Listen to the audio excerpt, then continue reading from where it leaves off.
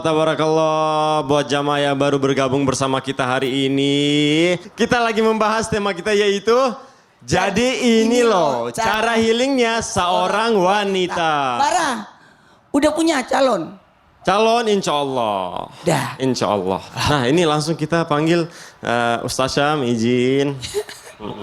Ya, Bayangin dulu Sam. dong. Ada Ustaz Sam. siapa? Apa tuh? Kata Bara, Ya. Ustaz Sam harus lihat PT ini. Apa tuh? Solo trip ke luar negeri, siapa takut? Oke.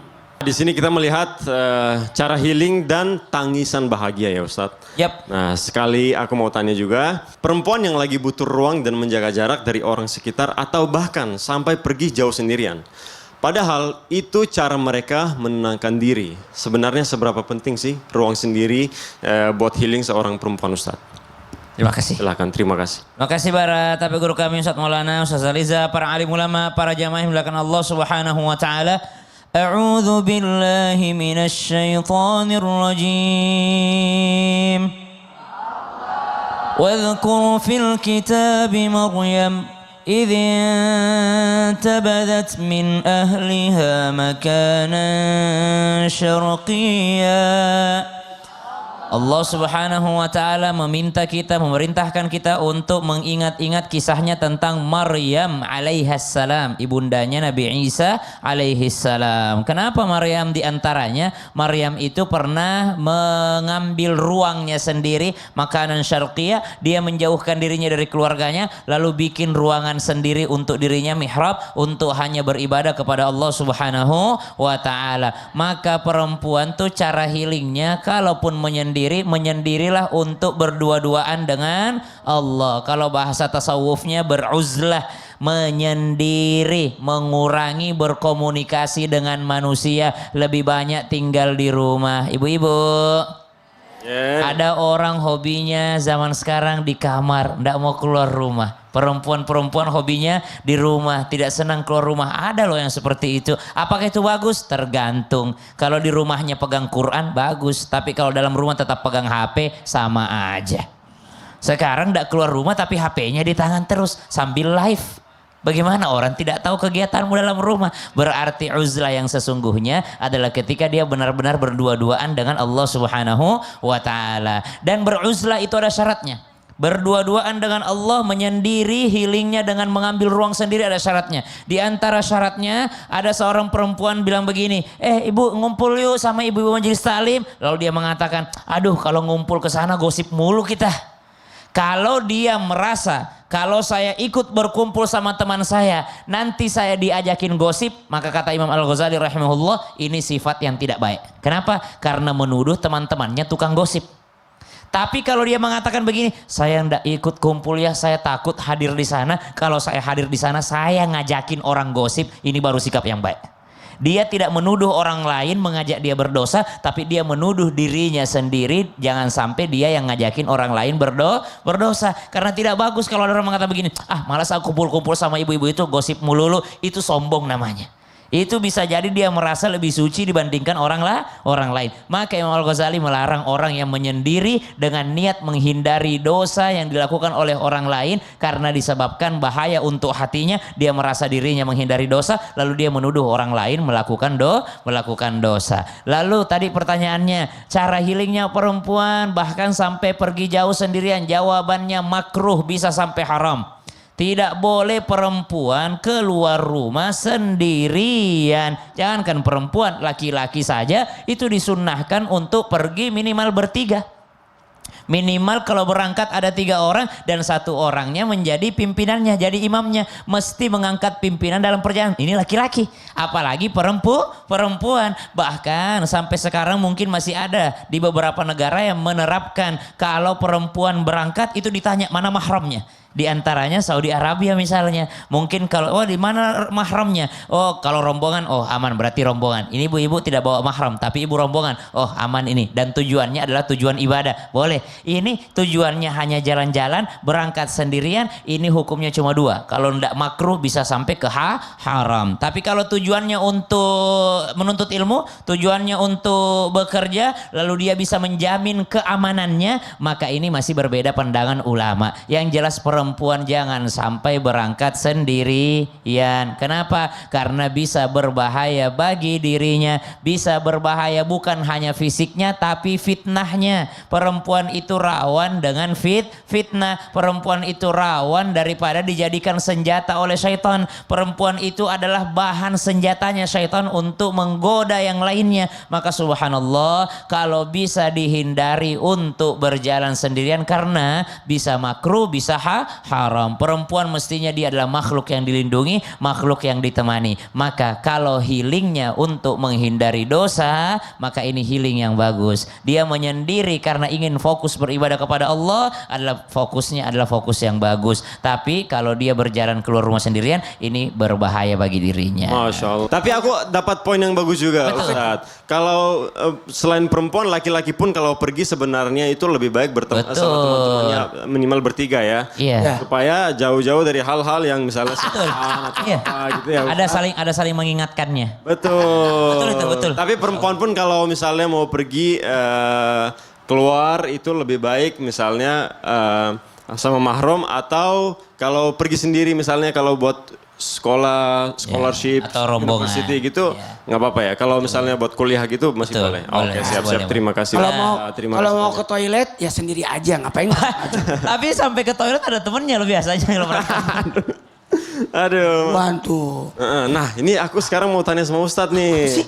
Nah, apa benar kalau perempuan yang lagi sedih, lagi banyak pikiran, lagi jenuh, Allah itu nggak nyuruh untuk langsung bersabar atau menangis, tapi malah disuruh untuk makan, minum, bersenang-senang. Baik banget ya Allah. Ya, Masya Allah. Silakan Ustadz. makasih banyak.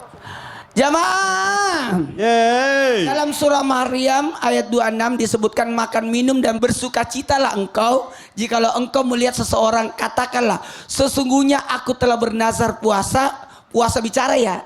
Siti Maryam itu puasanya tidak berbicara. Untuk Tuhan yang Maha Pengasih, oleh karena itu aku tidak akan berbicara dengan siapapun pada hari ini. Ini pertanda bagaimana Allah sayangnya. Kalau Allah cinta sama hambanya, Allah turunkan hujan. Kalau Allah makin cinta sama hambanya, Allah datangkan tamu. Tapi ketika Allah makin cinta pada hambanya, Allah datangkan anak perempuan untuknya. Jadi perempuan itu adalah hadiah terindah dari Allah. Alhamdulillah. Kenapa? Siti Maryam lagi sedih, justru disuruh makan, disuruh minum. Bu kalau stres makan gak?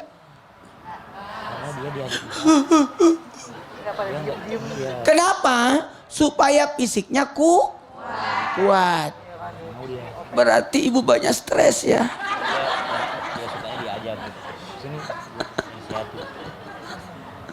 Pantesan wanita itu 7 kali makan. Sebelum ke pasar makan, pulang pasar makan, masak makanannya, waktu makan, anaknya makan, sisa anaknya, Habis makan suaminya jajan datang. lagi. 7 kali makan. 7 kali jajan Ustaz. Ini bagus. Saya suka kata-kata ibu. Yang penting sehat. Ya. Yang penting sehat. Karena di dalam tubuh yang sehat ada jiwa yang alasannya.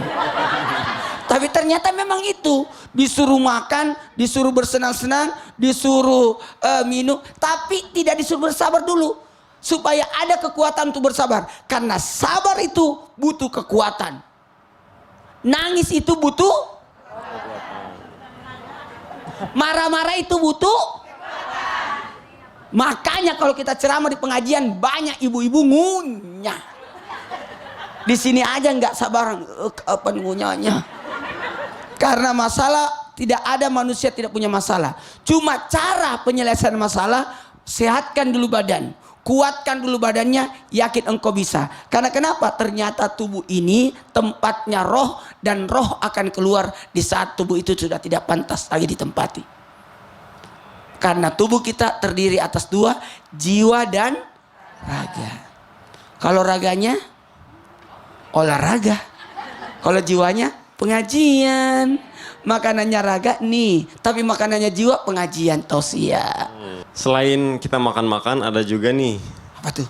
olahraga tetap. Olahraga. Olahraganya berapa? Jadi kan selain untuk Allah menyuruh untuk makan-makan, minum-minum supaya senang, tapi habis itu kita harus olahraga juga supaya makin lama kita makan mulu, tapi lama-lama stres juga. Oh, Kalau terlalu iya. kelihatan, terlalu ini ya, Sebenarnya sih- over gitu ya. Oh iya, tepuk tangan dulu dong. Sebenarnya sih saya mau tanya Ustaz Sam.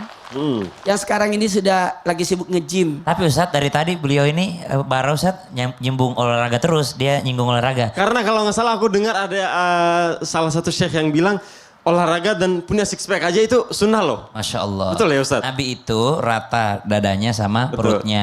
Tidak buncit Nabi SAW. Masya Allah. Tapi kalau riwayat mengatakan six pack itu belum ada. Nah, Kami, iya. kami belum menemukan bahwa Nabi itu six pack. Tapi Nabi itu rata dada dengan perutnya. Kan tidak semua orang Ustaz bisa. Maulana muter, Ustaz Maulana Ya, muter. nah, muter. kenapa aku bilang six pack, biasanya orang yang rata dan lemak di sini Yeah. yang nggak ada, kita semua itu punya di sini ada garis-garisnya. Ya. Nah, jadi otomatis kalau di sini lemaknya nggak ada, itu garis-garisnya kelihatan soalnya. Oh Masya Allah. Katanya Ustaz Maulana jadi roti sobek. saya bukan six Tahan nih. pack, one pack. Tapi gini loh, zaman sekarang ini meningkat angka olahraga, menurun angka alkohol. Jadi anak muda zaman sekarang Ustadz pelariannya itu sudah menurun dari pelarian ke alkohol, malah pelarian healingnya itu ke olahraga. Masya Allah, tepuk tangan dulu ibu-ibu. Makanya- Semoga itu terus menaik. Dalam beberapa bulan ini saya lihat Ustaz Sam, pundaknya udah naik. Berisi. Ininya Nge-gymnya.